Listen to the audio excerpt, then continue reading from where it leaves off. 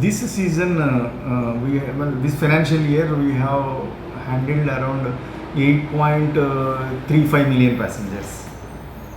Whereas the same story. Previously, that was having COVID. So prior to that, we handled around 5.4 million passengers.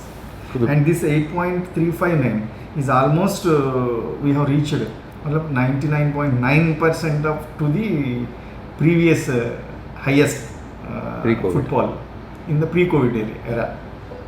So comparatively, the business at Goa Airport is increasing day by day every. Yes, we have reached the pre-COVID level.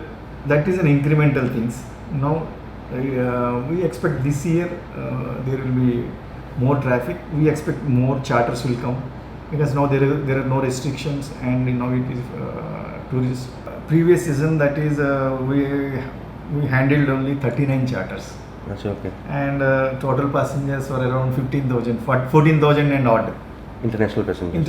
Charter passengers. Charter passengers. These are all charters, Okay. not the international passengers. International passengers are different. Okay, so Scheduled aircrafts we are having. okay, so this is charter. Other than passengers. that, So the reason that the last season was 39 and this time you are one.